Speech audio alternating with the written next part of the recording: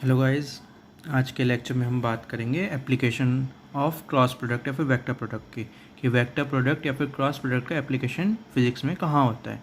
मैंने बात की थी, मैंने बोला था कि टॉर्क वाले क्वेश्चन में जो क्रॉस प्रोडक्ट होता है और जो वेक्टर प्रोडक्ट होता है वो यूज़ होता है। तो सबसे पहले हम बात करते हैं टॉर्क की। ये टॉर्क होता क्या है? नया वर्ड है ना, नया वर्ड है, न्यू। अभी तक हमने इसके बारे में नहीं जाना टॉर्क क्या होता है, पहली बार सुन रहे हैं। जो इस पूरे लेक्चर में अगर हम बात करते हैं, मतलब जो मैंने पूरा वेक्टर एंड फोर्सेस के बारे में बात बताया, तो टॉर्क एक नई सी टर्म आई है और ये लंबी चलेगी। यहाँ पे आपने सीख लिया टॉर्क, तो ये आगे के क्वेश्चंस में भी जब आप न्यूटन्स के लॉ वाले जो चैप्टर है वो पढ़ोगे, या फिर जब हम रोटेशन वाला चैप्टर पढ़ेंगे, तो मतलब उन सब में भी लाइक टॉर्क कहीं ना कहीं यूज़ हो रही होगी, टॉर्क पे क्वेश्चंस बनेंगे। तो लाइक ये टॉर्क अभी आप इस लेक्चर में, इस फर्स्ट चैप्टर में, वेक्टर एंड फोर्सेस के चैप्टर में, इस लेक्चर में आप सीखोगे मुझसे टॉर्क होता क्या है, टॉर्क का बेसिक सीखोगे, टॉर्क का इंट्रोडक्शन सीखोगे। एंड देन फिर हम जब इस पर क्वेश्चंस करते जाएंगे, इस वाले लेक्चर में करेंगे, आगे के लेक्चर्स के मैकेनिक्स के क्वेश्चन में टॉर्क जहाँ पे भी यूज आएगा करेंगे, तो हम मतलब उससे ज़्यादा कंफर्टेबल होते जाएंगे टॉर्क के साथ, तो फिर हम मतलब और अच्छे से कर पाएंगे। तो आज हम बता रहे हैं टॉर्क की सबसे बेसिक डेफिनेशन कि टॉर्क होता क्या है, और आपको अलग अलग केसेस में टॉर्क निकलवाऊंगा ताकि आप कंफर्टेबल हो जाओ टॉर्क के साथ, आपको फील आए टॉर्क की होता क्या। टॉर्क की अगर डेफिनेशन लिखते हैं तो it is capability of a force की क्षमता, capability of force to rotate, important word, to rotate, घुमाने की क्षमता फोर्स की, a body, to rotate a body, किसको घुमाने की, एक बॉडी को घुमाने की क्षमता। अब ये वाला पॉइंट बड़ा इंपॉर्टेंट है। हर कोई डेफिनेशन कहाँ तक पढ़ता है, यहाँ तक पढ़ के टॉर्क की छोड़ देता है ना। अब मतलब मैंने जब अपने टाइम में जेई किया था तो मेरे भी क्लासमेट्स थे, बैचमेट्स थे, तो लाइक मुझे पता है कहाँ पे प्रॉब्लम आती है। बच्चे क्या करते हैं, टॉर्क की डेफिनेशन को कंफ्यूज करते हैं, लाइक वो यहाँ तक छोड़ देते हैं। और जो आगे की लाइन में आपको बताना रहा हूँ वो बहुत इंपॉर्टेंट लाइन है। जब तक आप उस लाइन को टॉर्क के क्वेश्चन में सॉल्व करते हुए नहीं बोलोगे, तो मतलब टॉर्क, मतलब आपके मतलब टॉर्क की बेसिक डेफिनेशन जो लाइक बिल्डिंग ब्लॉक्स होते हैं ना किसी भी चीज़ के, तो आपकी टॉर्क की बेसिक डेफिनेशन ही ख़राब है। इसलिए मतलब बच्चे जो है ना फिजिक्स को हार्ड क्यों समझते हैं, क्योंकि जब पढ़ते हैं तो जो सबसे इंट्रोडक्शन लैंग्वेज होती है, जो सबसे इंट्रोडक्शन की डेफिनेशन होती है, उसे तो अच्छे से सीखते नहीं है। और फिर जब आगे क्वेश्चंस करेंगे तो फिर मतलब भाई जब बेसिक नहीं पता, तो जब हार्ड क्वेश्चंस आएंगे या फिर कॉम्प्लिकेटेड क्वेश्चंस आएंगे, फिर ट्रिकी क्वेश्चंस आएंगे तो घूम जाएंगे। क्योंकि भाई उन्होंने कैसे सीखा, उन्होंने सीखा कि बस मैं तो फॉर्मूला लगाऊंगा, क्वेश्चन सॉल्व कर दूंगा। लेकिन फिजिक्स में सबसे ज़्यादा बात होती है लॉजिकल, आपको लॉजिक समझ में आना चाहिए कि क्यों है। सबसे पहले तो इसलिए जब हम इंट्रोडक्शन करते हैं तो आपको इंट्रोडक्शन की फीलिंग इतने अच्छे से आ जानी चाहिए कि आपको बिल्कुल पता होना चाहिए कि होता क्या है असल में, फिजिकल वर्ड में होती क्या है, टॉर्क होती क्या है, क्यों लगती है, कौन लगाता है, क्या होता है इसमें, मतलब उसके साथ तो लाइक बिल्कुल लाइक है ना कि बहुत अच्छे से जान लो। तब जब आपको ये समझ में आ जाएगा, उसके बाद जब लाइक आप क्वेश्चंस करोगे तो फिर फीलिंग से कि मतलब जब आप ज़्यादा क्वेश्चंस करोगे तो आप उसके साथ कंफर्टेबल हो जाओगे। उस क्वेश्चन को आप बार बार करोगे, अलग अलग टाइप्स के क्वेश्चन करोगे तो कंफर्टेबल हो जाओगे, तो आपकी एक्यूरेसी अच्छी होगी, आपको अलग अलग टाइप के क्वेश्चन पता चल जाएंगे कैसे कैसे सॉल्व होते हैं। वो तो सब आगे की बात है। तो इसलिए जब भी ट्रिकी क्वेश्चन एग्जाम में आएगा तो आप घूमोगे नहीं, क्योंकि आपको बेसिक डेफिनेशन पता है और आपको फाइनल क्या निकालना ये पता है। उसके बाद बस आपको रोड मैप क्रिएट करना है कि मैं उस फाइनल आंसर तक कैसे पहुँचूँ। लेकिन अगर क्या होता है, बच्चे क्यों नहीं सॉल्व कर पाते, क्योंकि उन्हें पहला जो स्टेप होता है, टॉर्क की जो डेफिनेशन होती है, वही नहीं पता होती। तो वो रोड मैप क्या बनाएंगे, सॉल्व क्या करेंगे जब उन्हें बेसिक डेफिनेशन ही नहीं पता। और ये लाइक बड़ा वो होता है, बहुत ऐसा नहीं, कोई नहीं, बहुत से बच्चे नहीं जान पाते। नॉर्मल फोर्स में बच्चे बहुत कंफ्यूज आते हैं, क्योंकि नॉर्मल फोर्स की डेफिनेशन बेसिक फंडा होता है, वही नहीं समझ पाते कि क्यों लगती है, कहाँ लगती है। फ्रिक्शन फोर्स में बच्चे कंफ्यूज हो जाते हैं बहुत ज़्यादा, है ना। और लाइक टेंशन वाला तो फिर भी बच्चे कर लेते हैं, टेंशन भी आगे जाके हार्ड होती है, अभी तो बहुत सिंपल थी, टेंशन के आगे जाके कुछ क्वेश्चन होंगे जो कॉम्प्लिकेटेड वाले करवाएंगे, लेकिन मतलब फिर भी टेंशन बच्चे कर लेते हैं। तो लेकिन नॉर्मल फोर्स, फ्रिक्शन फोर्स में गड़बड़ी करते हैं। फिर डॉट प्रोडक्ट बच्चे कर लेते हैं, क्रॉस प्रोडक्ट का भी बालक मतलब सीधा फॉर्मूला लगा के हो जाता है। फिर टॉर्क में गड़बड़ी करते हैं। तो जो फर्स्ट चैप्टर है वेक्टर एंड फोर्सेस, ये तीन जगह जहाँ पे बच्चे गड़बड़ी करते हैं, नॉर्मल फोर्स, फ्रिक्शन फोर्स और टॉर्क। वहाँ पे बच्चों की डेफिनेशन, उनकी फीलिंग, पता नहीं क्या गड़बड़ होती है, उन्हें वो समझ में नहीं आता। तो इसलिए टॉर्क को अच्छे से समझना। तो टॉर्क क्या है, capability of a force to rotate a body, force की कैपेबिलिटी एक बॉडी को रोटेट करने की। अगला पॉइंट इंपॉर्टेंट है, अबाउट ए पर्टिकुलर पॉइंट। किसी पॉइंट के अबाउट होती है torque. Torque is always about a point, किसी पॉइंट के अबाउट होती है। ये नहीं होती टॉर्क हवा में नहीं होता। ये अगर आपसे किसी ऐसे पूछ लें कि किसी बॉडी पर टॉर्क निकालो तो आपको पागल इंसान है क्या, ये बता किसके अबाउट निकालूं, ये क्वेश्चन इंपॉर्टेंट है, किसके अबाउट, किसके अबाउट। ये क्वेश्चन जब वो नहीं बताएगा, अगर वो क्वेश्चन में नहीं दे रहा तो समझो वो इंसान पागल है भाई। मतलब समझ रहे हो ना, ये वाला एक इंपॉर्टेंट क्वेश्चन है। जैसे मैंने नॉर्मल फोर्स में क्या कहा था कि आपको पता होना चाहिए कौन लगा रहा है, क्यों लगा रहा है, किस पे लग रही है, किस डायरेक्शन में लग रही है। ये नॉर्मल कोई फोर्स जब हम एफवीडी में ड्रॉ करते हैं तो ये क्वेश्चंस इंपॉर्टेंट है जो आपको पता होने चाहिए, आपको बैकग्राउंड में ड्रॉ करने आने चाहिए। ऐसे ही जब हम टॉर्क की बात करते हैं तो ये क्वेश्चन इंपॉर्टेंट है कि किस पॉइंट के अबाउट है। अगर उसने क्वेश्चन में आपको कोई आपसे क्वेश्चन पूछे कि इसके इसके मतलब टॉर्क बता इस क्वेश्चन में, तो आप कहोगे भाई ये तो बता किसके अबाउट है, हवा के अबाउट बताऊँ क्या, ठीक है ना, समझ में आ रही है बात। तो ये वाला पॉइंट इंपॉर्टेंट है, अबाउट ए पर्टिकुलर पॉइंट। तो किसी भी फोर्स की रोटेट करने की क्षमता एक बॉडी को अबाउट ए पर्टिकुलर पॉइंट, उसे टॉर्क कहते हैं।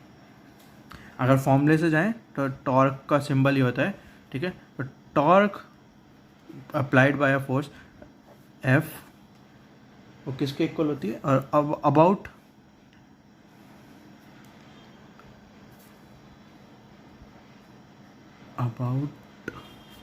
some body about some point O है ना, ऐसे रिप्रेजेंट करते हैं। ये टॉर्क है, ये एफ है, ये बॉडी का बी मान लेते हैं। तो torque for a body B due to force F about some point O, ठीक है ना, कि बी बॉडी पे, जो बी आपकी एक बॉडी है मान लो, उस पर कितनी टॉर्क लग रही है, किसकी वजह से, इस एफ फोर्स की वजह से, किसके अबाउट, इस ओ पॉइंट के अबाउट, ठीक है ना। बॉडी पे लग रही है, एफ फोर्स की वजह से लग रही है, और ओ पॉइंट के अबाउट लग रही है, ठीक है। एक ये नया इन्फॉर्मेशन मिलती है जब भी हम टॉर्क का क्वेश्चन सॉल्व करते हैं कि about some point O. Good. तो ये टॉर्क का लिखने का तरीका हो गया एक तरीके से। तो इसका जो फॉर्मूला होता है वो होता है आर क्रॉस एफ। आर क्या होगा, आर होगा, आर इज़ अ वेक्टर, एक वेक्टर है फ्रॉम ओ। देखो यहाँ पे इंपॉर्टेंट आती है, इस वेक्टर की आपका ओरिजिन क्या होता है, वो होता है जिसके अबाउट हम टॉर्क निकाल रहे हैं। तो a vector from O to the POINT point of application of force. तो क्या मतलब आर क्रॉस एफ में, एफ तो आपको सबको ही पता है फोर्स की, तो हम बात कर चुके। आर वेक्टर क्या है, आर वेक्टर एक वेक्टर है जो कि स्टार्ट होता है ओ से और जाता कहाँ तक है, यहाँ तक जाता है, जहाँ पे उस पॉइंट तक जाता है जिस पॉइंट पे फोर्स लग रही हो। ओके, समझ में आई। आर क्या है, आर है मतलब एक वेक्टर को आप कैसे ड्रॉ करोगे, आपको उसका स्टार्टिंग पॉइंट चाहिए और एंडिंग पॉइंट चाहिए। अगर आपको दो पॉइंट पता चल जाएंगे तो आप एक वेक्टर ड्रॉ कर सकते हो ना। तो इसका स्टार्टिंग पॉइंट क्या है, ओ है, और एंडिंग पॉइंट क्या है, point of application of force, जिस पॉइंट पे फोर्स लग रही है वो है, ठीक है। तो आपको दो पॉइंट पता चलेगा तो आप एक वेक्टर ड्रॉ कर लोगे ओ से लेके उस पॉइंट तक। गुड। और उस वेक्टर की अगर हम क्रॉस मल्टीप्लाई कर दें एफ से तो ये आर क्रॉस एफ है, ठीक है ना। बच्चे कंफ्यूज हो जाते हैं कई बार, एफ क्रॉस आर कर देते हैं। तो याद रखना है कि जो वेक्टर्स प्रोडक्ट होते हैं उसमें ए क्रॉस बी क्रॉस ए के इक्वल नहीं होता, नेगेटिव के इक्वल होता है उसके। तो ऐसे यहाँ पे आर क्रॉस एफ है, तो आर क्रॉस एफ, तो torque equal to R cross F. तो ये हो गया हमारा फॉर्मूले से। तो ये तो हमने क्रॉस प्रोडक्ट के एप्लीकेशन में क्यों पढ़ा है, क्योंकि यहाँ पे क्रॉस प्रोडक्ट होता है, जब हम टॉर्क निकालते हैं तो क्रॉस प्रोडक्ट की बात करते हैं। एक क्वेश्चन करते हैं, क्या क्वेश्चन है, एक स्क्वायर है, this is an square, this is a square, इसकी साइड क्या है, ये वाली ए साइड है, ये वाली भी ए साइड है। ओके, और ये मान लेते हैं सरफेस पे रखा हुआ है किसी।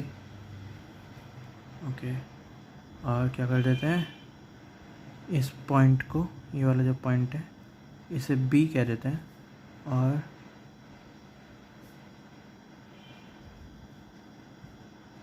जो ये वाला पॉइंट है मिडल पॉइंट जो है, तो बेसिकली इसे सी कह देते हैं। ये बी है, ये सी है, ये ए है, ये ए, और इस कैपिटल पॉइंट को ए कह देते हैं, और इस ए पॉइंट पे एक एफ फोर्स लग रही है।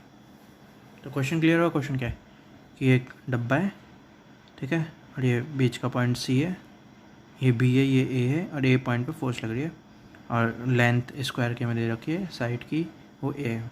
ओके, तो हमें सबसे पहले क्या निकालना है, टॉर्क निकालने हैं, ड्यू टू फोर्स एफ, ठीक है, और ठीक है इस बॉडी पे निकालनी है, और यहाँ पे मैं कर देता हूँ कि जिस पॉइंट के अबाउट निकालनी है वो यहाँ पे सिंबल रिप्रेजेंट करता हूँ, तो सी के अबाउट निकालनी है मान लो, तो सी के अबाउट निकालनी है।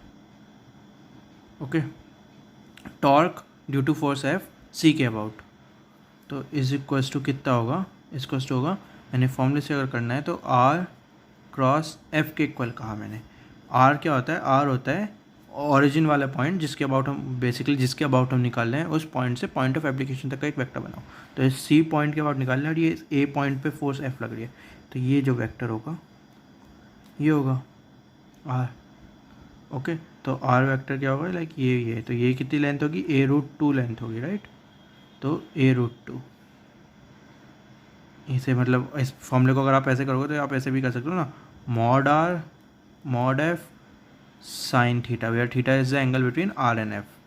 इसे आप ऐसे लिख सकते हो, ये तो समझ में आता है ना सबको, मॉड आर मॉड एफ, और ये जो इसका मैग्नीट्यूड होगा बेसिकली आर क्रॉस एफ का जो मैग्नीट्यूड होगा उसे आप ऐसे लिख सकते हो डायरेक्शन के मतलब। तो आप टॉर्क जब निकाल रहे हो तो आर क्रॉस एफ होगा विच इज़ अ वेक्टर, तो आप वेक्टर के मैग्नीट्यूड को ऐसे लिख सकते हो। डायरेक्शन अभी मैं बताऊंगा डायरेक्शन कैसे निकलेगी, तो पहले आप ऐसे देख लो, मॉड आर कितना होगा, a√2 होगा, मॉड एफ कितना होगा, a√2 हो गया, ये मॉड एफ हो गया, साइन थीटा कितना होगा यहाँ पे, साइन थीटा क्या होगा, ये वाला वेक्टर है और ये वाला वेक्टर है, इन दोनों वेक्टर के बीच का, तो ये वाला वेक्टर है एक और एक ये वाला वेक्टर है।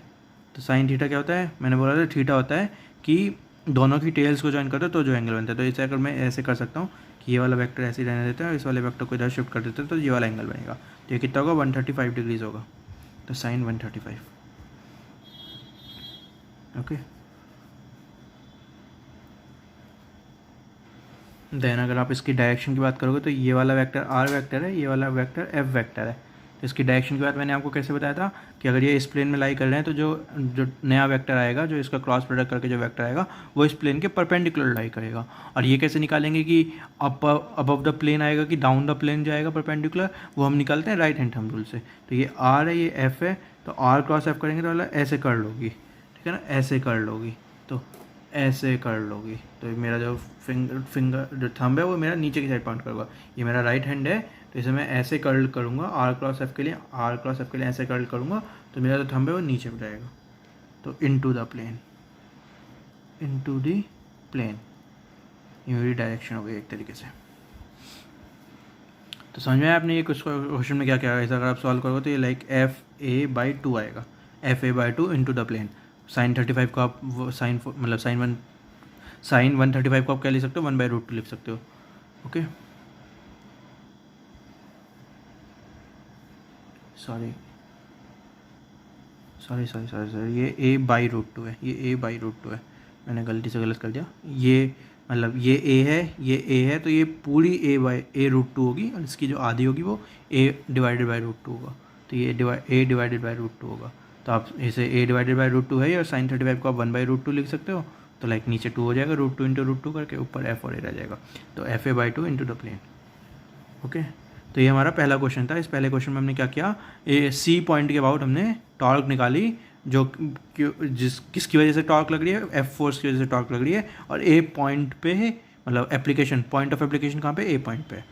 तो आपको आर वेक्टर निकालने के लिए दो चीज़ चाहिए थी, एक ओरिजिन का पॉइंट चाहिए था जिसके अबाउट हम निकाल लें, तो सी के अबाउट निकाल लें, और एक पॉइंट ऑफ एप्लीकेशन का पॉइंट चाहिए था जो कि ए है यहाँ पे। तो सी और ए के बीच में वेक्टर जो हमने क्रिएट किया तो ये वेक्टर बन गया। तो मतलब ऐसे क्वेश्चन हमारा सॉल्व हो गया।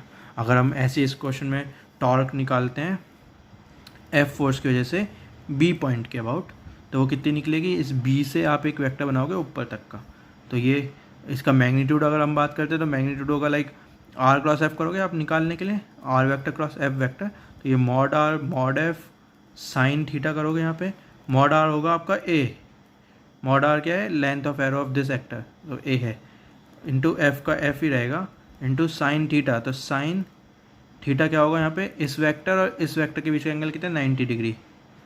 ओके, और डायरेक्शन क्या होगी, डायरेक्शन की बात करेंगे इससे, इस वेक्टर की आर क्रॉस एफ करके वेक्टर बनता है, तो वेक्टर के मैग्नीट्यूड की तो बात हमने यहाँ पे कर ली कि ए मॉड मतलब mod R mod F sine theta, इसकी वैल्यू डाल दी तो आंसर आ गया।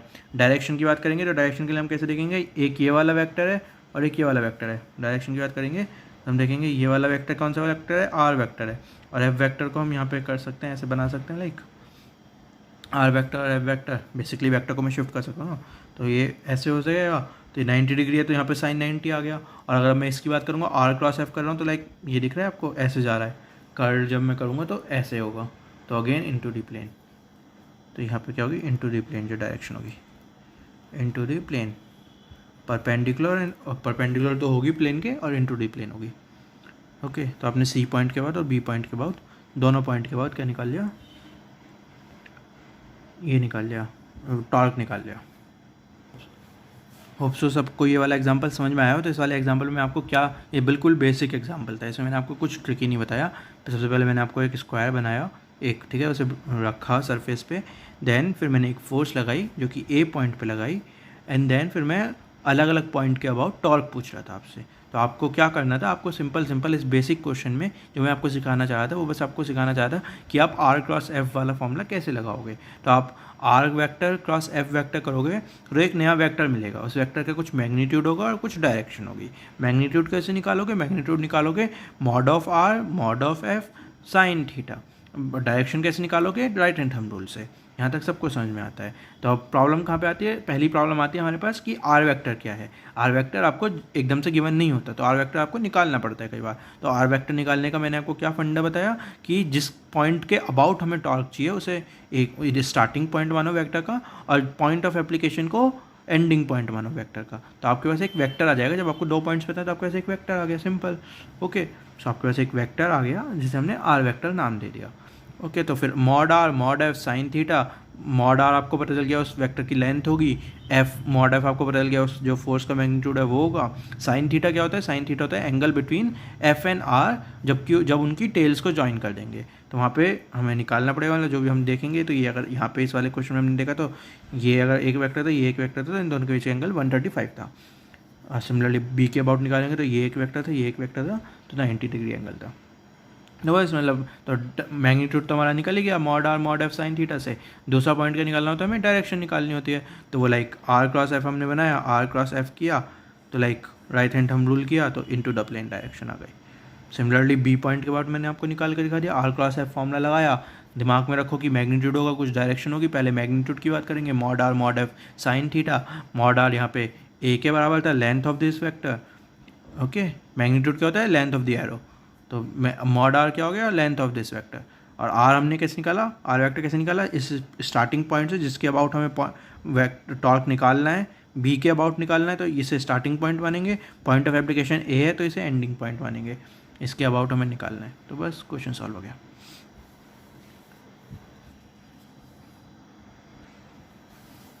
गुड, तो सबको फॉर्मूले से टॉर्क निकालनी आ गई। अब लेकिन जब हम क्वेश्चन सॉल्व करते हैं ना, जब मतलब ये तो लाइक सबसे बेसिक हमने फॉर्मूला लगाया, बिल्कुल बेसिक क्वेश्चन सॉल्व किया, फॉर्मूले से हमने कर लिया। लेकिन जब हम लाइक फिजिक्स के क्वेश्चन सॉल्व करते हैं तो वहाँ पे जब कॉम्प्लिकेटेड होता है थोड़ा, तो वहाँ पे हम लाइक जो ये वाला जो हम पार्ट करते हैं आर क्रॉस एफ वाला, ये मैथमेटिक्स पार्ट ज़्यादा है। लाइक इसमें फिजिक्स की स्मेल कम है, मैथमेटिक्स की स्मेल ज़्यादा है। जब आप मैथ्स के क्वेश्चन सॉल्व करोगे तो वहाँ पे आप जनरली सब कुछ वेक्टर फॉर्म में रखते हो और फिर सॉल्व करते हो। फिजिक्स के क्वेश्चन में हमें जनरली क्या प्रैक्टिस होती है, वेक्टर्स फॉर्म को जल्दी जल्दी रिजॉल्व कर लो एक्स एक्सिस वाई एक्सिस के अलॉन्ग और फिर क्वेश्चन सॉल्व करो, हमें ऐसी प्रैक्टिस होती है। फिजिक्स के क्वेश्चन में जनरली कि जल्दी जल्दी उन्हें वेक्टर्स को रिजॉल्व कर लेते हैं एंड देन क्वेश्चन सॉल्व करते हैं। तो हमें लाइक वेक्टर्स में लाइक ऐसा कि आर क्रॉस एफ करके क्वेश्चन करने की आदत कम होती है और हम शॉर्टकट्स या फिर ट्रिक्स ढूंढते हैं रिजॉल्व करके क्वेश्चन को जल्दी सॉल्व करने की। तो ठीक है ना, तो जब मैथ्स में हम सॉल्व करते हैं वहाँ पे हम जनरली कोशिश करते हैं कि उसे रिजॉल्व नहीं करते मैथ्स में, मतलब मैथ्स में रिजॉल्विंग नहीं सोचते इतना। मैथ्स में हम क्या सोचते हैं, मैथ्स में हम सोचते हैं कि आपको मैथ्स में क्या अच्छा लगेगा, आपको मैथ्स में अच्छी लगेगी कि अगर आपको फॉर्म वाइज दे रखा हो, कि वेक्टर फॉर्म में दे रखा हो सब कुछ, कि आपको आर वेक्टर की सीधी वेक्टर फॉर्म में वैल्यू दे रखी हो कुछ आई जे के कैप करके, और आपको ऐसी एफ वेक्टर की कुछ वेक्टर फॉर्म में वैल्यू दे रखी हो आई जे के कैप करके, और फिर आप सीधा आर क्रॉस एफ करके। तो मैथमेटिक्स में हमें वो ज़्यादा अच्छा लगता है क्योंकि वहाँ पे लाइक हमें दिमाग कम लगाना होता है, कैलकुलेशन ज़्यादा करनी होती है। फिजिक्स में हमें लॉजिकल थिंकिंग ज़्यादा अच्छी लगती है, हमें अच्छा सा मतलब लाइक फीलिंग आनी चाहिए हमें कि उसके साथ कि जो हम कर रहे हैं क्वेश्चन को सॉल्व, वैसी हमें साथ के साथ फीलिंग भी आनी चाहिए, हमें दिखना भी चाहिए फिजिकल वर्ल्ड में कि हाँ ऐसा ही हो रहा है। ओके, तो अभी हमने क्या किया, जो मैंने आपको पहला एग्जांपल लिया उसमें मैंने मैथ्स से ज़्यादा करने की कोशिश करी, आर क्रॉस एफ लगाने की। अब मैं क्या कोशिश करूँगा कि अब हम आगे से जो टॉर्क के क्वेश्चन करेंगे उसमें हम लॉजिकल थिंकिंग ज़्यादा लगाएंगे, मैथमेटिक्स कम लगाएंगे। अब देखो कैसे, पहले तो एक मैं आपको मतलब तो उस पर जाने के लिए हमें एक केस लेना पड़ेगा, एक जनरल केस लेते हैं कि ठीक है, एक जनरल केस लेते हैं। तो मैं कोई भी एक आर्बिट्रेरी जैसी एक बॉडी ड्राइंग करता हूँ, ठीक है। इसका मतलब क्या है, जो मेरी बॉडी है रैंडम है, कुछ भी शेप हो सकती है, कुछ भी साइज़ हो सकता है, कुछ भी मास, कुछ भी वॉल्यूम, कुछ भी, मतलब फॉर एनी जनरल बॉडी की बात कर रहा हूँ। तो इसके ये एक पॉइंट ओ है जिसके अबाउट मुझे टॉर्क निकालनी है, और ये एक इस पॉइंट, ये कुछ पॉइंट ए है जिसके अबाउट एक फोर्स लग रही है एफ। समझ में आ गया? यहाँ तक सबको सेटअप क्लियर हुआ कि इस ओ पॉइंट के अबाउट निकालनी है और ये एफ फोर्स लग रही है और ये पॉइंट ऑफ एप्लीकेशन है।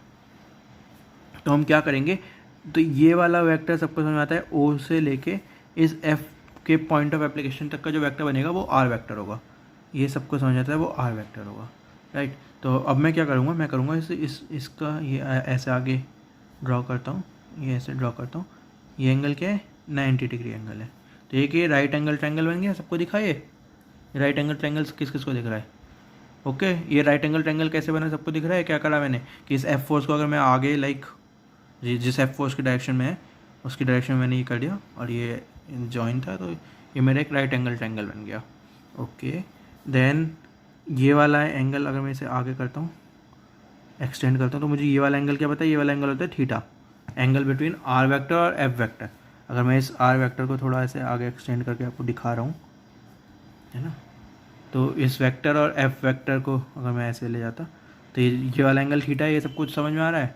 तो ये वाली पूरी स्ट्रेट लाइन है और ये एंगल थीटा है, तो ये एंगल कितना होगा, 180 माइनस थीटा, 180 माइनस थीटा। ये भी सबको समझ में आ रहा है?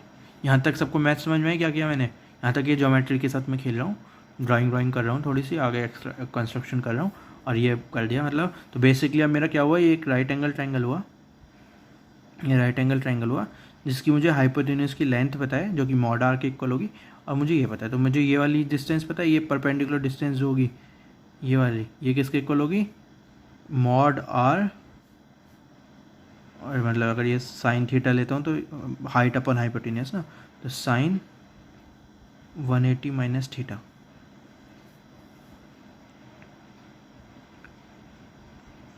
मुझे ये क्या पता चल गया, ओ से लेके अगर ये एफ वाली मैं आगे बात करता हूँ तो ये परपेंडिकुलर डिस्टेंस, ये वाली पता चल गया मुझे, क्या है, mod R sine 180 minus theta.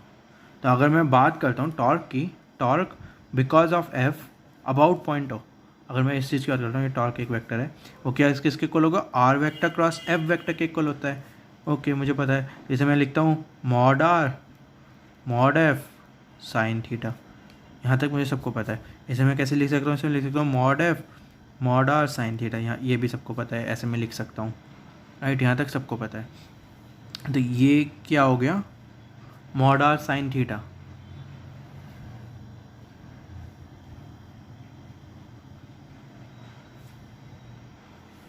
ये क्या था, ये वाली डिस्टेंस अगर आप ये देखोगे, ये था R mod R sine 180 minus theta, जिसको मैं मॉड आर साइन थीटा के इक्वल कह सकता हूँ, साइन 180 माइनस थीटा मेरा साइन थीटा के इक्वल होगा, ये देखोगे।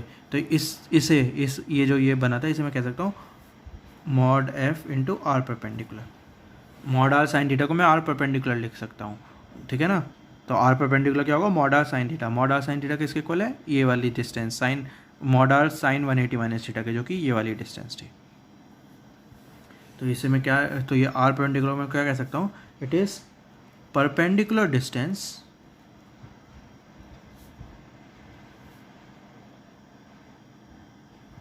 of the line of application of force from O।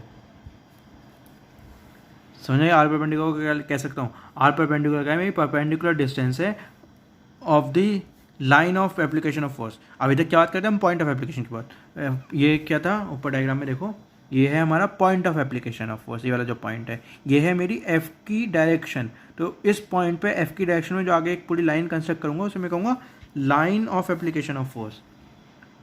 Okay, समझ में, ये line of application of force कौन सी लाइन है, पॉइंट ऑफ एप्लीकेशन देखो, एफ की डायरेक्शन देखो और उस पॉइंट पे उस डायरेक्शन में लाइन बना दो। लाइन के लिए हमें क्या चीज़ चाहिए होती है, कभी अगर एक लाइन ड्रॉ करनी है तो हमें 2 पॉइंट गिवन होने चाहिए, तो एक लाइन ड्रॉ कर सकते हैं, राइट। लाइन के लिए हमें क्या क्या गिवन हो सकता है, या तो 2 पॉइंट गिवन हो तो हम एक लाइन ड्रॉ कर सकते हैं, या फिर एक पॉइंट गिवन हो और डायरेक्शन गिवन हो।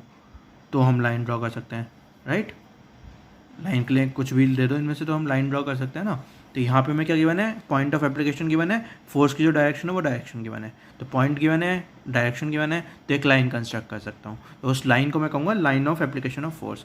तो वो line of application of force और ओ पॉइंट, ये ओ पॉइंट है, तो उस ओ पॉइंट से परपेंडिकुलर जो बनेगी लाइन ऑफ, जो परपेंडिकुलर डिस्टेंस होगी, शॉर्टेस्ट डिस्टेंस होगी, परपेंडिकुलर डिस्टेंस होगी line of application of force तक ओ पॉइंट से, उसे हम कहूँगा आर परपेंडिकुलर, ठीक है। तो मतलब ये तो आर परपेंडिकुलर की डेफिनेशन हो गई, और मैं इस torque because of force F due to force F about point O को मैं एफ इंटू आर परपेंडिकुलर क्यों लिख सकता हूँ, क्योंकि ये मैंने आपको यहाँ से दिखाया कि ये मैथमेटिकली दिखाया कि ये वाली जो लेंथ होगी वो आर साइन 180 माइनस थीटा होगी, जो कि मॉड आर साइन थीटा के इक्वली होती है, और मॉड आर साइन थीटा को मैं आर परपेंडिकुलर से लाइक रिप्लेस कर सकता हूँ यहाँ पे।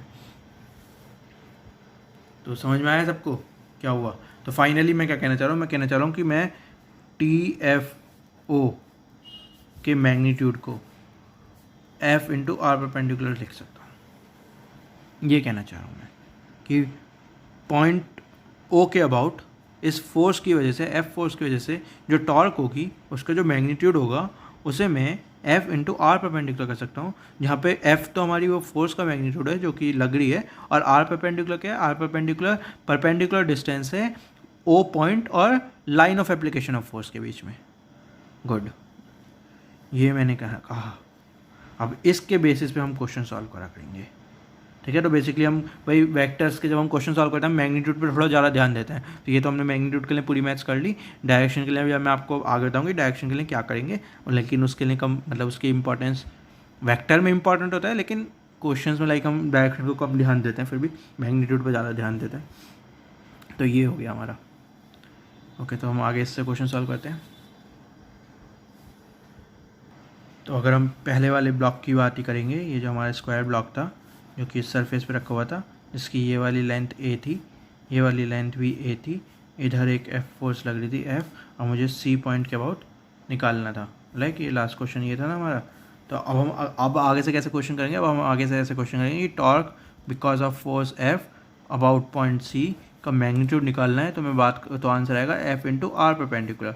एफ क्या है यहाँ पे, एफ तो एफ ही रहेगी, आर परपेंडिकुलर क्या है, डिस्टेंस है, परपेंडिकुलर डिस्टेंस है, परपेंडिकुलर डिस्टेंस है ओ पॉइंट मतलब सी पॉइंट और एफ की line of application of force पे। तो एफ की लाइन ऑफ एप्लीकेशन फोर्स क्या है, ये वाली लाइन ऑफ एप्लीकेशन, ये वाली जो लाइन बन रही है, ये जो लाइन है ये line of application of force है। ये क्या है, पॉइंट सी है, इन दोनों के बीच की परपेंडिकुलर डिस्टेंस क्या होगी, ये होगी, राइट। तो ये परपेंडिकुलर डिस्टेंस कितनी होगी, अगर ये पूरी लेंथ ए है तो ये इसकी आधी होगी, ये समझ में आ रही है, तो ये a/2 होगी। तो f इंटू a/2, यही हमारा लास्ट जब हमने r क्रॉस f किया था, यही हमारा मैग्नीट्यूड आया भी था। इसमें जब हम उसमें डायरेक्शन की बात करते हैं तो r क्रॉस f में लगा के, तो हम बात करते हैं इनटू दी प्लेन, और या फिर क्या कहते हैं आउटसाइड दी प्लेन। और ये हम बात क्या करते हैं टॉर्क वेक्टर की डायरेक्शन की। यहाँ पे हम बात करते हैं इन क्वेश्चन में हम ऐसे भी कह सकते हैं डायरेक्शन को कि कैसे वो रोटेट करेगा, बेसिकली रोटेट की डायरेक्शन को भी कह सकते हैं। तो हम यहाँ पे कहेंगे, तो ये देखना बड़ा सिंपल होता है, ये इस पॉइंट के बाद एफ फोर्स ऐसे लग रही है, तो आपको दिख रहा है ये ऐसे रोटेट करेगा, किस किस को ये बात समझ में आ रही है, इस सी पॉइंट के बाद एफ फोर्स ऐसे लगेगी तो ये ऐसे रोटेट करेगा, किस किस को समझ में आ रहा है ना। ये तो लाइक देख के पता चलता है, इसमें तो मैं आपको बहुत ज़्यादा कुछ समझा भी नहीं सकता कि सी पॉइंट है, ये अगर इस सी पे मैं ऐसे हाथ रख दूंगा और ये एफ फोर्स ऐसे लगाऊंगा तो ये ऐसे रोटेट करने लगेगा। ओके, तो ये क्लॉकवाइज मैं मतलब अब जो डायरेक्शन है, अभी तक मैं डायरेक्शन को अगर इनटू डी प्लेन या फिर आउटसाइड डी प्लेन की बात कर रहा था, तो वो तो मैं एक तरीके से वेक्टर की डायरेक्शन की बात कर रहा था, है ना।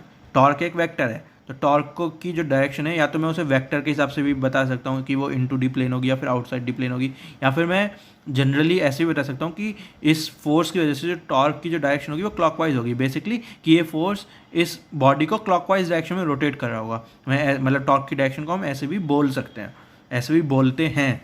तो मतलब ये कैसे बोलने का तरीका है ना। ये अगर आप इस बात को वेक्टर फॉर्म में नहीं लिख सकते, क्लॉकवाइज का कुछ वेक्टर फॉर्म नहीं होता, वेक्टर फॉर्म तो आप इनटू डी प्लेन या फिर आउटसाइड डी प्लेन करके ही लिख सकते हो। वो के कैप के बराबर होगा, इनटू डी प्लेन माइनस के कैप होगा, आउटसाइड डी प्लेन प्लस के कैप होगा, उसे तो आप वेक्टर को लाइक लिख सकते हो आई जे के कैप की फॉर्म में। लेकिन जो क्लॉकवाइज है उसे आप एकदम से नहीं लिख सकते ना। ये तो क्लॉकवाइज का ये भावना है हमारी कि इस फोर्स की वजह से इस पॉइंट सी के अबाउट जो ये ब्लॉक होगा ये क्लॉकवाइज रोटेट करेगा। गुड, तो आप खेलना स्टार्ट करते हैं। अब मैं आपको छोटे छोटे क्वेश्चन देता हूँ जल्दी, मतलब आप टॉर्क के साथ खेलेंगे तो ताकि आपकी टॉर्क की प्रैक्टिस हो जाए। तो अगेन ये स्क्वायर ब्लॉक ही ड्रॉ करते हैं, सेम स्क्वायर ब्लॉक है, ये ए लेंथ का ही स्क्वायर ब्लॉक है, ये सी पॉइंट ही है। अब यहाँ पे इस पर 3 फोर्सेस लग रही हैं। ये वाली फोर्स का नाम F1 है, ठीक है, और ये अगर ये ड्रॉ करता हूँ तो इस वाली फोर्स का नाम F2 है, और एक इस वाली पॉइंट पे लग रही है, इसका नाम F3 है। ओके, इस ब्लॉक पे 3 फोर्सेस लग रही हैं, F1, F2, F3। अब मुझे इस पॉइंट सी के अबाउट चीज़ें निकालनी है। तो अगर मैं बात करता हूँ torque due to F1 about point C, ठीक है, इस पूरे की बात ही करता हूँ, मैग्नीट्यूड साथ में डायरेक्शन भी दे दूंगा मैं, तो मैग्नीट्यूड नहीं बोल रहा। तो टॉर्क F1 की वजह से सी के अबाउट,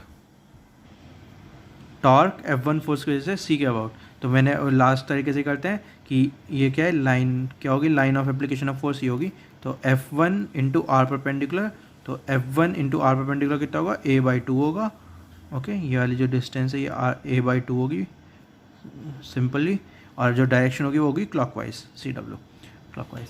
अगर मैं बात करता हूँ torque due to F2 about point C, तो F2 इंटू आर परपेंडिकुलर, ठीक है, इंटू नहीं लगाता कभी, आप क्रॉस प्रोडक्ट समझने लगो, वैसे दोनों स्केलर हैं तो क्या ही क्रॉस प्रोडक्ट समझोगे। तो F2 की जो line of application of force होगी वो ये होगी।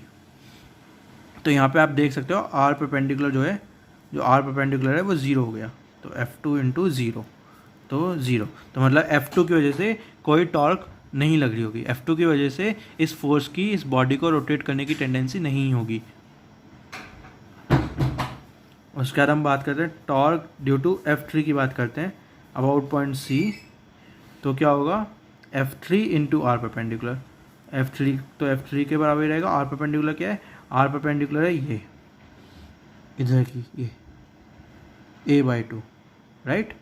इस पॉइंट से F3 की जो line of application of force क्या है, line of application of force बड़ी इंपॉर्टेंट है, तो आपको मतलब समझ में आनी चाहिए कि line of application of force क्या है। तो line of application of force ये है इसमें, तो ये A/2 हो गया, A/2। ये क्या डायरेक्शन क्या होगी इसमें, अब देखो इसमें डायरेक्शन क्या होगी, इस सी पॉइंट के बाद F3 में क्या डायरेक्शन होगी, समझ में आ रहा है। अगर इस सी पॉइंट को मैं पकड़ लूँगा, ऐसे यहाँ पे पकड़ लूँगा और ये F3 फोर्स लगाऊंगा, तो ये जो ब्लॉक है ये ऐसे घूमने लगेगा, इफ सिर्फ F3 की वजह से, एंटी क्लॉकवाइज, एंटी क्लॉकवाइज, ठीक है, समझ में आ गया ना। इस सी पॉइंट के अबाउट इस F3 फोर्स की वजह से एंटी क्लॉकवाइज डायरेक्शन होगी, ये ऐसे घूमेगा।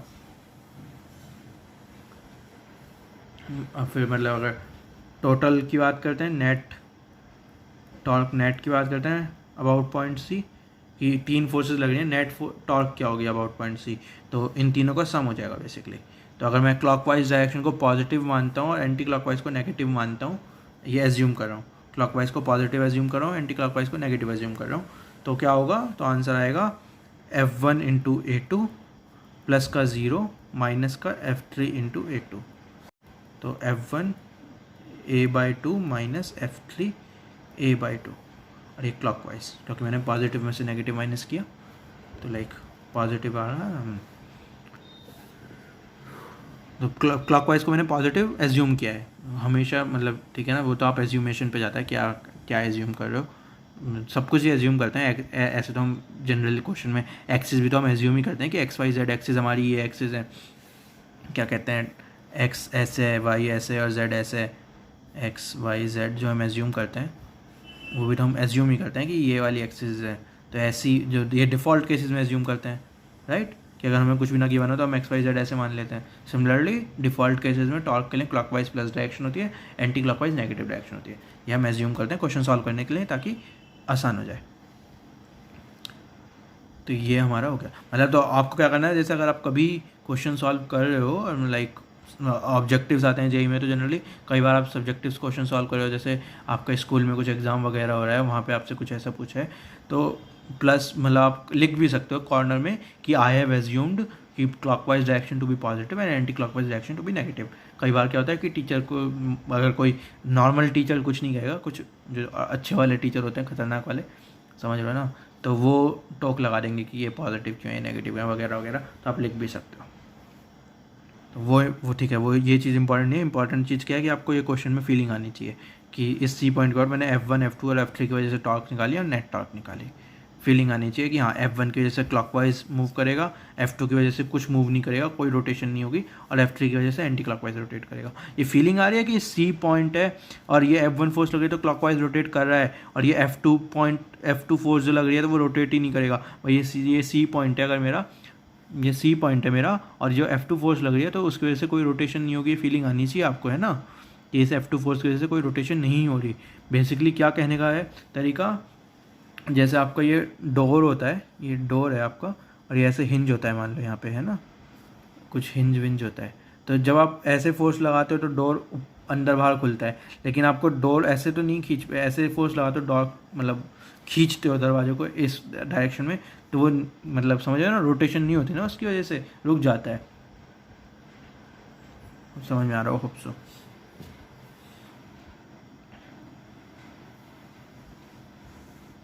तो क्यों रुक जाता है, क्योंकि मतलब वही R परपेंडिकुलर 0 होता है इस केस में भी।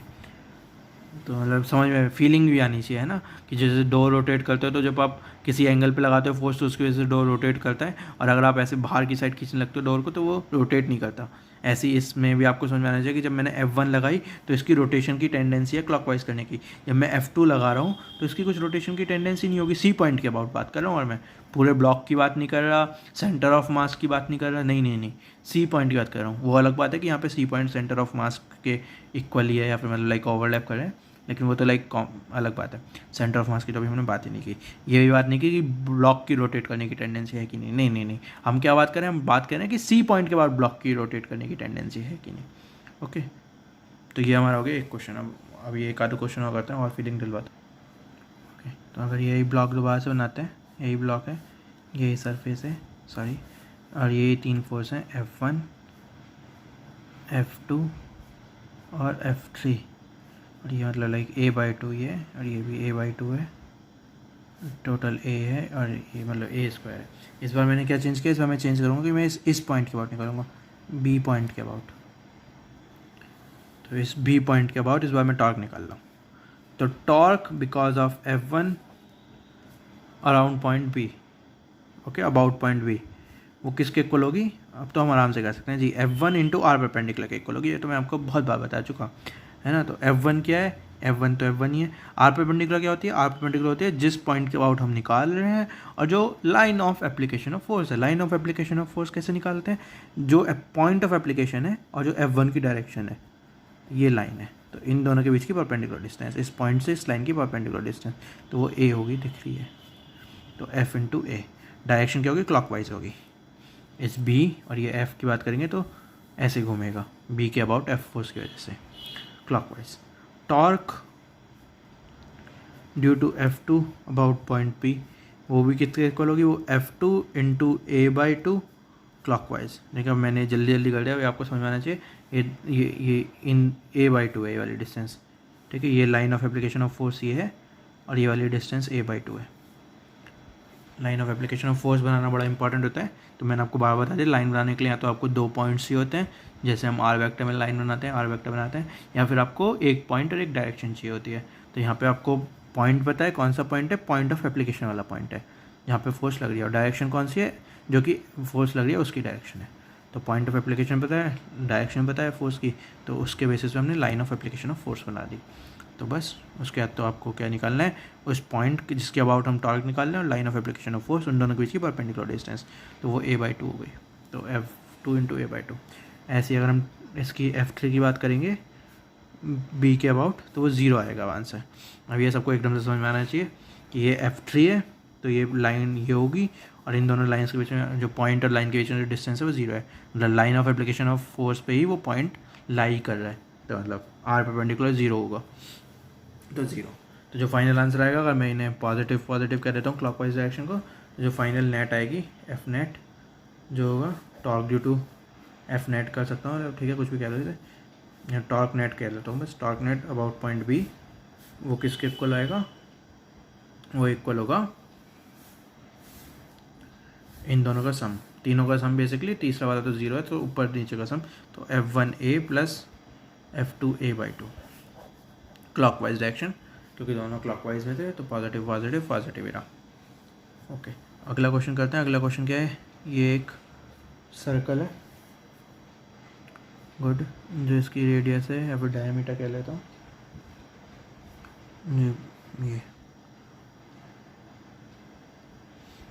ये वाली चीज़ r/2 है, टोटल r है और आधा वाला r/2 है। इस पे ये एफ फोर्स इधर लग रही है टेंजेंशियल, और ये एफ फोर्स ये वाली टेंजेंशियल लग रही है। गुड। तो आप पे इस पे पूछा है, इसे F1 और F2 कर लेते हैं चलो, ताकि आपको आसानी रहे। इस पॉइंट के अबाउट अगर आपसे पूछा जाए, इसे O मान लेते हैं, तो torque because of F1 about point O। अब समझ में आता है आपको क्वेश्चन कैसे करना है। क्वेश्चन आपको करना है F1 इंटू आर परपेंडिकुलर, और डायरेक्शन में आपको बाद में बताऊंगा। तो F1 इंटू आर परपेंडिकुलर, तो F1 तो F1 ही रहा, आर परपेंडिकुलर क्या होता है, डिस्टेंस होती है, परपेंडिकुलर डिस्टेंस O पॉइंट और line of application of force. Line of application of force क्या, ये वाली लाइन है,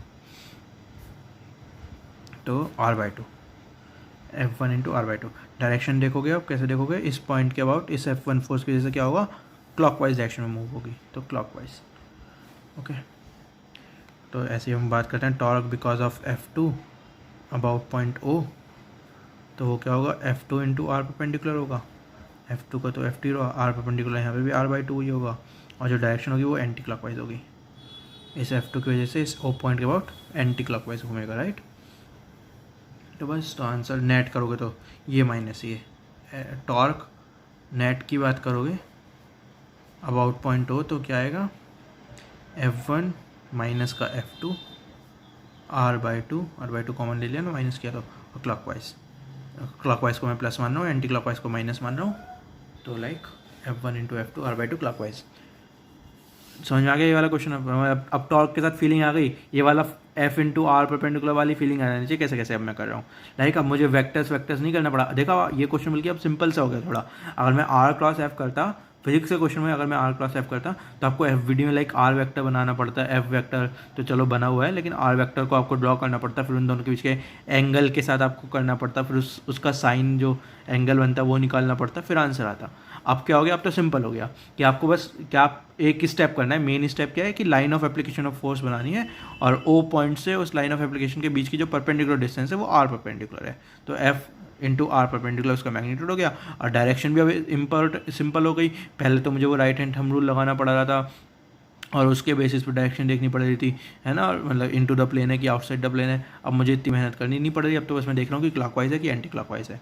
तो क्लॉकवाइज एंटी क्लॉकवाइज तो मुझे लाइक फीलिंग से ही समझ में आते हैं, उसमें तो लाइक मैं आपको कुछ समझा भी नहीं सकता, आपको दिखता ही है कि इस पॉइंट के बाद अगर फोर्स लगाऊंगा तो क्लॉकवाइज घूमेगा, या फिर इस पॉइंट के बाद फोर्स लगाऊंगा तो एंटी क्लॉकवाइज घूमेगा, वो आपको सिंपल दिखता है। लास्ट क्वेश्चन है आज के लेक्चर का, सिंपल क्वेश्चन है ये भी, कि ये सेम ये F1 फोर्स अब इस पर ऐसे लग रही है, और ये डायमीटर है ये हमारा, ये पॉइंट O है ही, ये r/2 है ही, ये डिस्टेंस बस।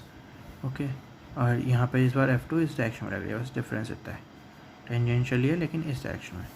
तो अभी आपको वही निकालना है, टॉर्क बिकॉज ऑफ F1 और पॉइंट O कितना होगा, F1 इंटू r/2 क्लॉकवाइज होगा। अब तो मैं देखा कितनी जल्दी हो रहा है question. Torque because of F2 into O about point O कितना होगा, F2 इंटू r/2 होगा। डायरेक्शन देख लेते हैं, ये पॉइंट O है, ये F2 फोर्स है, तो इस O पॉइंट के बाद F2 फोर्स ऐसे लगेगी, तो कैसे घूमेगा, ऐसे घूम जाएगा ना, ऐसे घूम जाएगा, राइट। समझ में आ गया ये, इस O पॉइंट के बाद F2 फोर्स लगाऊंगा तो ये ऐसे घूम जाएगा, बस सिंपल हो गया। ये भी क्लॉकवाइज डायरेक्शन हो गई, ऐड अप कर लोगे तो दोनों प्लस हो जाएंगे, F1 plus F2 r/2 clockwise. ये क्या होगी, ये टॉर्क होगी, नेट टॉर्क होगी अबाउट पॉइंट O,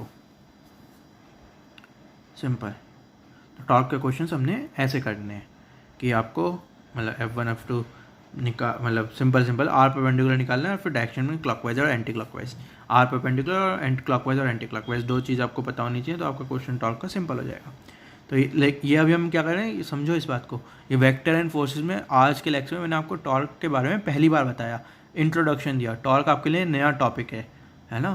तो अभी नए टॉपिक के साथ अभी जो हमने क्वेश्चंस किए हैं बड़े सिंपल क्वेश्चंस किए हैं, आपको ना कुछ मैंने घुमाया ना फिराया, सबसे बेसिक क्वेश्चंस करवाए हैं टॉर्क के। सबसे पहले मैंने आपको टॉर्क की डेफिनेशन बताई, उसमें मैंने आपको बहुत इंपॉर्टेंट पॉइंट बताया कि torque is always about some point O। ये बच्चे भूल जाते हैं, आगे भी ऐसी शायद एंगुलर मोमेंटम में आता है आगे भी, कि वो भी अबाउट एक पॉइंट के होता है, वहाँ भी बच्चे भूल जाते हैं। तो ये जो इंपॉर्टेंट चीज़ होती है ना, बच्चे खाने की कोशिश करते हैं, तो खाने नहीं देना उन्हें, हमेशा याद रखवाना है कि अबाउट सम पॉइंट O होती है टॉर्क। गुड। तो अगर आपको ये चीज़ याद होगी कि अबाउट सम, क्योंकि ओ पॉइंट से बड़ा खेल है ना, कि जब आप सोचो फॉर्मूले में जब आप सॉल्व करते हो क्वेश्चन, तो आपका फॉर्मूला कैसे लगता है, टॉर्क का आर क्रॉस एफ लगता है। तो वहाँ पर जब आपको आर वेक्टर जो निकालना होता है वो क्या वेक्टर होता है, ओ पॉइंट से पॉइंट ऑफ एप्लीकेशन का जो वेक्टर होता है वो आर वेक्टर होता है। ठीक, तो वहाँ पे भी ओ पॉइंट बड़ा इंपॉर्टेंट पॉइंट है। ठीक, और ऐसे ही जब आप आगे क्वेश्चन को सॉल्व करते हो ये वाले तरीके से कि एफ इंटू आर परपेंडिकुलर वाला, तो वहाँ पर जो आर परपेंडिकुलर होती है वो क्या होती है, वो भी ओ पॉइंट से line of application of force के बीच की परपेंडिकुलर डिस्टेंस होती है। तो वहाँ पे भी ओ पॉइंट बड़ा इंपॉर्टेंट है। तो मतलब इतना इंपॉर्टेंट ओ पॉइंट है तो उसे भूलना नहीं है डेफिनेशन में टॉर्क की, कि टॉर्क की डेफिनेशन जब भी आप कहोगे तो आप कहोगे कि किसी फोर्स की जो कैपेबिलिटी होती है किसी बॉडी को रोटेट करने की अबाउट सम पॉइंट है, उस कैपेबिलिटी को मैं टॉर्क कहता हूँ।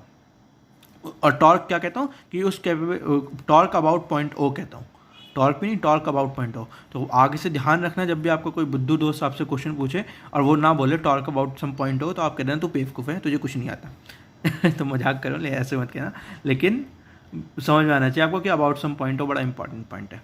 बस फिर तो लाइक आपको एग्जांपल्स करवाया, आर क्रॉस एफ वाले एग्जांपल करवाया जहाँ पे हमने सीधा सीधा फॉर्मूला लगाया। फिर मैंने बताया कि हम फिजिक्स में जनरली सीधा फॉर्मूला लगा के क्वेश्चन नहीं करते, वो मैथ्स में काम करते हैं कि वेक्टर फॉर्म में आपको दे रखा है और आप सीधा सीधा क्रॉस प्रोडक्ट कर दोगे, वो मैथ्स की बात है। हम फिजिक्स में लॉजिकली ज़्यादा सोचते हैं। जो हमें लाइक इन क्वेश्चन में जो मैंने आपको बाद में करवाया उनमें आपको फीलिंग आ रही है ना, दिख रहा है कि हाँ रोटेट हो रहा है। जब आप आर क्रॉस एफ लगा रहे हो तो आपको शायद फीलिंग भी नहीं आ रही होगी कि हो क्यों रहा है, मतलब क्या हो रहा है वगैरह वगैरह, इनमें आपको फीलिंग आ रही है। गुड। सो आज का लेक्चर यहाँ पे समाप्त होता है। ठीक है, आज का लेक्चर यहाँ पे ख़त्म होता है। अगले लेक्चर्स में हम देखता हूँ, मैं आपको पहले सोच रहा हूँ कि आपको बेसिक क्वेश्चंस करवाऊँ। एक लेक्चर में मुझे आपको लाइक एडवांस क्वेश्चन का, एडवांस तो नहीं है, कॉम्प्लिकेटेड ट्रिकी क्वेश्चंस करवाने हैं। जैसे जिसमें मतलब लाइक अभी तक आप एफवीडी वगैरह बना रहे हो तो मतलब सिंपल एफवीडी तो आपको बनाने आ गए है ना, सिंपल क्वेश्चंस भी सॉल्व करने आ गए। एक क्वेश्चन में, एक लेक्चर में आपको ऐसे क्वेश्चंस करवाना चाह रहा हूँ जिसमें लाइक दिमाग घूम जाते हैं, जिसमें अगर आपके बेसिक्स क्लियर नहीं है तो आपकी एकदम से वाट लग जाएगी कि क्या हो रहा है, क्यों हो रहा है, कैसे हो रहा है, समझ में नहीं आएगा। बड़ा कन्फ्यूजन टाइप्स के क्वेश्चन होते हैं। और ये लाइक ऐसे नहीं कि वो क्वेश्चन आते ही हैं कहीं, वो सिर्फ इसलिए ताकि आप कंफर्टेबल हो जाओ कि आपने सिंपल क्वेश्चन कर लिए तो ठीक है, जब ट्रिकी क्वेश्चंस आएंगे तो आपके बेसिक्स मुझे पता, उन ट्रिकी क्वेश्चन से पता चलता है किसी के बेसिक्स स्ट्रांग हैं कि नहीं है। सिंपल क्वेश्चन से पता नहीं चलता बेसिक स्ट्रांग है, क्योंकि सिंपल क्वेश्चन में तो बच्चे बेसिक स्ट्रांग नहीं होते तो भी फॉर्मूला लगा के क्वेश्चन कर देते हैं, या फिर इतनी बार वो क्वेश्चन किए हुए होते हैं कि उन्हें पता, मतलब लाइक कि अगर ये ब्लॉक रखा हुआ है और ये ऐसे है, इस सरफेस पे ये ब्लॉक रखा हुआ है एम मास का, तो जब बंदा इसका एफवीडी बनाएगा तो वो नीचे mg लगाएगा और ऊपर नॉर्मल लगाएगा। ये मतलब ठीक है ना, ये बच्चे जब जल्दी जल्दी एफवीडी बना देते हैं, या फिर सीधा सीधा कोई कह देता है कि नॉर्मल हमेशा वेट के इक्वल होती है। बहुत बच्चे कहेंगे आपसे, अगर आप स्टार्टिंग कर रहे हो, अभी आपने नहीं पढ़ा कुछ भी और 11th क्लास की आप स्टार्टिंग कर रहे हो, लाइक आपने स्टार्ट किया है अपना सिलेबस और आप वेक्टर एंड फोर्सेस कर रहे हो, तो जो सबसे पहली फीलिंग नॉर्मल फोर्स की क्या होती है, मेरी खुद की थी, मतलब आपकी क्या बात करूँ, जब मैंने स्टार्ट किया था मेरी खुद की फीलिंग ये थी कि नॉर्मल फोर्स उसके वेट के इक्वल होता है। तो स्टार्टिंग में सीख गया था मैं जल्दी कि क्या होता है क्या नहीं होता, लेकिन स्टार्टिंग में जब क्वेश्चन सॉल्व करता था इंट्यूशन से, तो मेरी फीलिंग ये होती थी कि नॉर्मल फोर्स तो वेट के इक्वल होता है, बात ही खत्म है ना। तो ये वाले बच्चे ऐसे काम कर देते हैं कि जल्दी से एफवीडी बना दिया, जल्दी से ये कर दिया। तो ये इस क्वेश्चन में तो सही है सब कुछ, इस क्वेश्चन में तो नॉर्मल और एमजी का एफवीडी भी ऐसे बनेगा, इस क्वेश्चन में नॉर्मल इसको तो एमजी भी होगी, इसमें कोई दिक्कत नहीं है। लेकिन ये बच्चे इतना सिंपल क्वेश्चन है तो लाइक उनका जो, उन्हें बेसिक अगर नहीं भी पता होता कि नॉर्मल क्यों लग रही है या फिर नॉर्मल हमेशा एमजी के इक्वल नहीं होगी, ये उन्हें नहीं पता और वो फिर भी ये क्वेश्चन सॉल्व कर देंगे, क्योंकि उनका जो मतलब लाइक समझ रहे हो ना। लेकिन जो ट्रिकी क्वेश्चंस होंगे वहाँ पे वो घूम जाएंगे, क्योंकि उन्हें अभी तक तो पता था नॉर्मल एमजी के इक्वल होती है। अब उन्हें ट्रिकी क्वेश्चन में रहेगा नॉर्मल तो एमजी के इक्वल होती नहीं, नॉर्मल और एमजी का तो कोई रिलेशन ही नहीं होता एक तरीके से। नॉर्मल फोर्स लगती है ताकि दो बॉडीज़, दो सरफेसेस आपस में पेनिट्रेट ना हो, तो उस पेनिट्रेशन को रोकने के लिए नॉर्मल फोर्स लगती है। एमजी मतलब कौन लगाता है नॉर्मल फोर्स, वो सरफेस लगाती है आपस में, और एमजी फोर्स कौन लगाता है, अर्थ लगाती है ड्यू टू ग्रेविटी।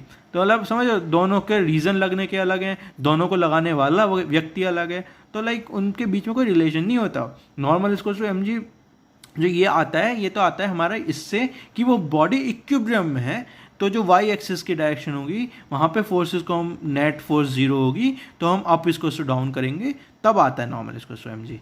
ठीक है ना, समझा, इतनी मेहनत करने का नॉर्मल इसको एमजी आता है। ये बात जो बच्चे सीधा सीधा लिख देते हैं ना कि नॉर्मल वेट के इक्वल होता है और खुश हो जाते हैं कि हमने क्वेश्चन सॉल्व कर लिया, उन्हें ये नहीं पता था कि वो क्यों आया, उन्हें ये नहीं पता था कि नॉर्मल फोर्स क्या है, उन्हें ये नहीं पता था कि एमजी फोर्स क्यों लग रही है, उन्हें ये नहीं पता होता कि हमने इक्विलिब्रियम में तब ये बात की है कि नॉर्मल एम जी के इक्वल है। या कितनी सारी कंडीशंस लगी कि आपको पहले नॉर्मल सही डायरेक्शन में लगानी है, आपको एम जी सही डायरेक्शन में लगानी है, आपको बैकग्राउंड में पता होना चाहिए कि नॉर्मल और एम जी हमने क्यों लगाया, आपको पता होना चाहिए कि बॉडी इक्विलिब्रियम में तो क्या कंडीशन होती है कि एफ एक्स और एफ वाई ज़ीरो होता है, ठीक। उसका जब हम एफ वाई ज़ीरो करेंगे तो up equal to force down करेंगे, अगर कोई अप और डाउन में और कोई फोर्स नहीं है तो normal equal to M G होगा। इतनी सारी कंडीशंस लगने के बाद normal equal to M G आया है। सीधा सीधा जो कह देता है ना कि नॉर्मल इक्वल टू वेट के इक्वल है, वो बुद्धू होता है। बुद्धू तो नहीं होता, लेकिन उन्हें नहीं पता होता बेसिकली कि क्या हो रहा है। तो ये बड़े लाइक इतना स्टेबल होना चाहिए आपका जो फाउंडेशन है, वो इतनी लाइक स्टेबिलिटी होनी चाहिए, इतना ज़्यादा आपको जानना होना चाहिए, इतने ज़्यादा आप कंफर्टेबल होना चाहिए इन चीज़ों से, जब तो आप आगे पूरी मैकेनिक्स का ये पहला चैप्टर है।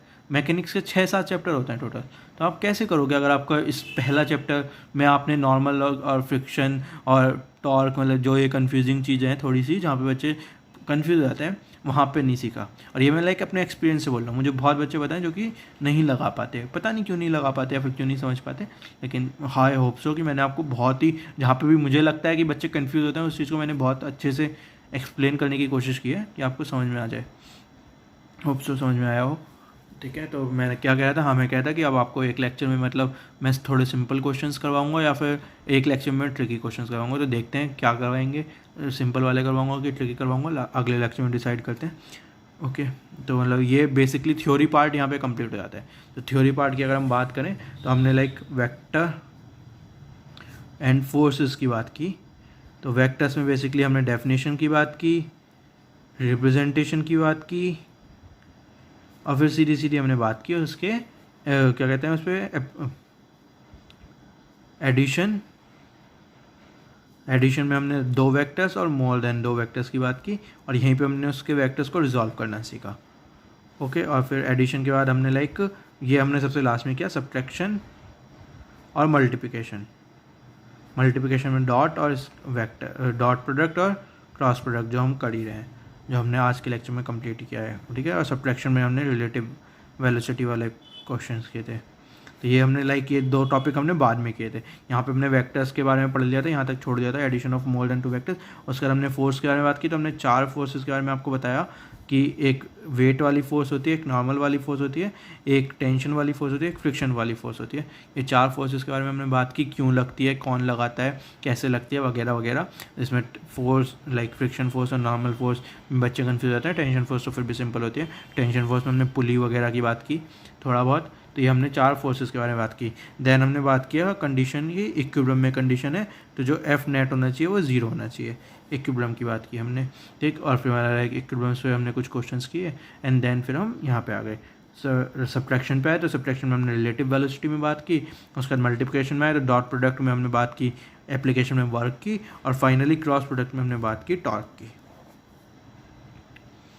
ये हमारा पूरा वेक्टर एंड फोर्सेस का क्या था, चैप्टर का ओवरव्यू टाइप था कि हमने इस पूरे चैप्टर में क्या किया है, ठीक है। मतलब ये थ्योरी हमारी वेक्टर एंड फोर्सेस की इस लेक्चर के साथ कंप्लीट होती है। आगे के लेक्चर में मैं आपको कुछ या तो ट्रिकी क्वेश्चंस करवाऊंगा या फिर आपको मतलब जो हमने टॉपिक्स किए हैं उसके कुछ क्वेश्चंस उठा के उस पर फीलिंग दिलवाने वाले क्वेश्चंस करवाऊंगा वगैरह वगैरह।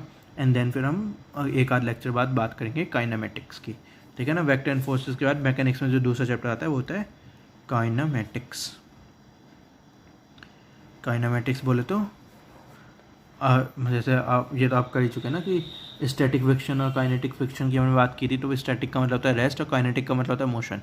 तो काइनेमेटिक्स मतलब कि स्टडी ऑफ बेसिकली मोशन की स्टडी करेंगे। अब ये हम क्या कर भी चुके बहुत जगह, जब हमने 8-9 क्लास में हम कभी बात करते हैं तो हमने ये करा था, जब 1D की बात करते हैं 8-9 क्लास की बात है, वहाँ पे हम 1D डायमेंशन में बात करते हैं कि ये हमारी रोड होती है, सड़क होती है सीधी सीधी। तो वहाँ पे क्या होता है, distance equals to speed into time, acceleration 0 होती है। ये हमने कभी 7th 8th 9th में बात की है, ओके। और फिर लाइक 1D में बात करते हैं जहाँ पे एक्सीलरेशन होती है, there is some acceleration, okay. तो फिर हम वहाँ पे क्या कहते हैं, वो न्यूटन्स लॉ ऑफ मोशन लगाते हैं। न्यूटन्स के जो 3 इक्वेशन होती हैं वो लगाते हैं, न्यूटन्स इक्वेशन लगाते हैं मोशन की। वो जो तीन होते हैं, V equal to U plus A T S equal to U T plus half A T square, V equal to U square plus two S, मतलब जो वो तीन इक्वेशन है बेसिकली वो लगाता है, ठीक है। अभी मैं आपको बताने का क्या होता है। तो ये 1D मोशन की बात कर लिया। फिर काइनेमेटिक्स में हम बात करेंगे, वो क्या कहते हैं 2D मोशन की बात भी करेंगे थोड़ी बहुत, और क्या बात करेंगे, और कुछ बात करेंगे जब इस 1D मोशन में, लाइक 1D मोशन के एक्सेलेरेशन के साथ हम बहुत सारी बातें करेंगे। जब एक्सेलेरेशन कांस्टेंट होता है तब तो हम पे तीन इक्वेशन लगानी आती हैं। एक्सेलेरेशन फिर कुछ चेंज हो रहा होगा तो क्या होगा, और लाइक वहाँ यहाँ पे इसी चैप्टर में हम बात करेंगे मैथ्स, इस काइनेमेटिक्स में मैथ्स तो मतलब फिजिक्स में मैथ्स तो लगती है, तो कैलकुलस की बात करेंगे थोड़ी बहुत।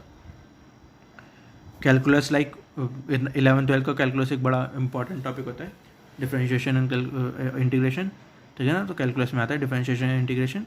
तो काइनेमेटिक्स में हम इस कैलकुलस का बेसिक भी सीखेंगे एक लेक्चर में। तो वो आप मतलब वो लाइक मैथ्स का लेक्चर है एक तरीके से, लेकिन मतलब फिजिक्स में क्योंकि काइनेमेटिक्स में हमें वो यूज़ करनी पड़ती है वो मैथ्स, तो वो भी सीखेंगे। तो ये हमारा क्या है काइनेमेटिक्स का, आपको मैं थोड़ा सा हिंट टाइप प्रीव्यू टाइप दे रहा हूँ। जो जैसे मूवी आने वाली होती है ना तो उसका जो टीज़र निकलता है, तो ऐसे ही काइनेमेटिक्स का आपका टीज़र निकाल रहा हूँ। तो होप सो इंटरेस्टिंग लगे आपको। और मतलब ये हमारा ये समरी थी ऊपर वाले चैप्टर की, वेक्टर एंड फोर्सेस की। तो इसी के साथ हमारा ये वाला लेक्चर समाप्त होता है। Well, thank you, bye.